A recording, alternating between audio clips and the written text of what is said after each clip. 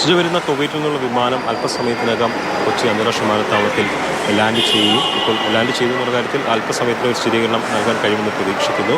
Land ചെയ്താൽ ഉടൻ തന്നെ അമ്മയെ എത്രയും വേഗം നടപടിക്രമങ്ങൾ പൂർത്തിയാക്കി പുറത്തേക്ക് കൊണ്ടുവരാനുള്ള എല്ലാ ക്രമീകരണങ്ങളും പോലീസിൻ്റെ ഭാഗത്തു നിന്ന് നടത്തിയിട്ടുണ്ട്. ഇറങ്ങിക്കഴിഞ്ഞാൽ ഏകദേശം 15 മിനിറ്റ് കൊണ്ട് തന്നെ അമ്മയെ പുറത്തേക്ക് കൊണ്ടുവരും. പിന്നെ ഇവിടെ നിന്ന് നേരെ നാട്ടിലേക്ക് പോവുകയാണ്. നാട്ടിലേക്ക് വേഗം എത്തിക്കുന്നതിന് വേണ്ടിയുള്ള സജ്ജീകരണങ്ങളും ഏർപ്പെടുത്തിയിട്ടുണ്ട്. അതായത് പോലീസ് എസ്കോർട്ടോടുകൂടിയായിരിക്കും അമ്മയുടെ വാഹനം നാട്ടിലേക്ക് പോവുക. അതുകൊണ്ട് തന്നെ വളരെ വേഗത്തിൽ തന്നെ അവിടെ എത്തിച്ചേരാൻ കഴിയുമെന്നാണ് പ്രതീക്ഷിക്കുന്നത്. അമ്മയെ കൂട്ടിക്കൊണ്ട് പോകാനായിട്ട് മിഥുൻ്റെ സഹോദരൻ സുജിനും ഇവിടെ എത്തിയിട്ടുണ്ട്. വളരെ സമയമായിട്ട് മിഥുൻ ഇപ്പോൾ അമ്മയെ കാത്ത് നിൽക്കുകയാണ്. ഒരു പക്ഷേ സുജിൻ്റെ സ്വപ്നങ്ങളിൽ ഒരിക്കൽ പോലും ഇങ്ങനൊരു സാഹചര്യം അവൻ കണ്ടിട്ടുണ്ടാവില്ല. അമ്മ ഈ 4 മാസം മുമ്പാണ് ഉപജീവനത്തിന് വേണ്ടിയിട്ട് കുവൈറ്റിലേക്ക് പോയത്. അവധിക്ക് തിരികെ എത്തുമ്പോൾ അമ്മയെ സ്വീകരിക്കാൻ വേണ്ടി എത്തുന്നതിനെക്കുറിച്ച് ഒരു പക്ഷേ ആ കുട്ടി സ്വപ്നം കണ്ടിരിക്കാൻ ആ സ്വപ്നത്തിൽ മിഥുനും ഉണ്ടായിരിക്കാം. അമ്മയെ വളരെ സന്തോഷപൂർവ്വം കളിപ്പാട്ടങ്ങളും ഗിഫ്റ്റുകളൊക്കെ ആയി വരുന്ന അമ്മയെ സ്വീകരിക്കാൻ വേണ്ടിയിട്ട് വിമാനത്താവളത്തിൽ കാത്തുനിൽക്കുന്ന സ്വപ്നം ആ കുട്ടിയുടെ മനസ്സിലുണ്ടായിരുന്നു. പക്ഷേ ആ സ്വപ്നം ഒരു ദുസ്വപ്നമായി മാറിയിരിക്കുകയാണ്. തൻ്റെ സഹോദരൻ നഷ്ടപ്പെട്ട വിഷമം അറിയിക്കാൻ ആ കുട്ടിയുടെ എത്തിയിരിക്കുകയാണ്. അമ്മയ്ക്കൊരാശ്വാസമാകട്ടെ എന്ന് കരുതിയാണ് ബന്ധുക്കൾ ഇളയ മകനെയും കൊണ്ട് വന്നത്. കാരണം ഇളയ മകനെയെങ്കിലും കണ്ടിട്ട് അമ്മ അല്പമെങ്കിലും ആശ്വസിക്കട്ടെ എന്നവർ കരുതിയിട്ടുണ്ടാകും. പക്ഷേ ഒരു മകൻ്റെ നഷ്ടം അതിലൊന്നും മാറുന്നതല്ല എന്നുള്ളതെല്ലാം നമുക്ക് അറിയാം.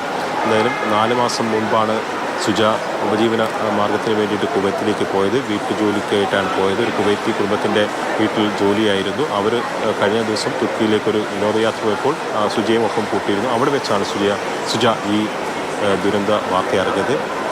ആ കുടുംബം തന്നെയാണ് സുജയ്ക്ക് ഇങ്ങോട്ടേക്കുള്ള യാത്ര സജ്ജമാക്കിയത്. ഇപ്പോൾ കുവൈറ്റിലെത്തിച്ചതിന് ശേഷമാണ് അവിടെ നിന്നാണ് കൊച്ചിയിലേക്ക് വരുന്നത്. ഇപ്പോൾ വിമാനം ലാൻഡ് ചെയ്തു എന്ന് നമുക്ക് തോന്നുന്നു. പക്ഷേ കാര്യത്തിൽ നമുക്ക് സ്ഥിരീകരണം നൽകാം.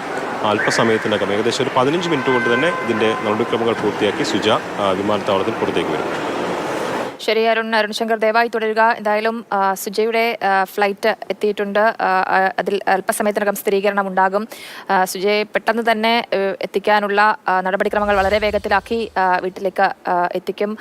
പോലീസ് വാഹനത്തിന്റെ അകമ്പടിയോടുകൂടിയാകും സുജ വിമാനത്താവളത്തിൽ നിന്ന് പുറപ്പെടുക. ഇപ്പോൾ സുജയെ സ്വീകരിക്കാനായി ഇളയ മകനും അവരുടെ സഹോദരിയും മറ്റ് ബന്ധുക്കളും സുഹൃത്തുക്കളും ഒക്കെയാണ് ഈ വിമാനത്താവളത്തിൽ എത്തിയിട്ടുള്ളത്.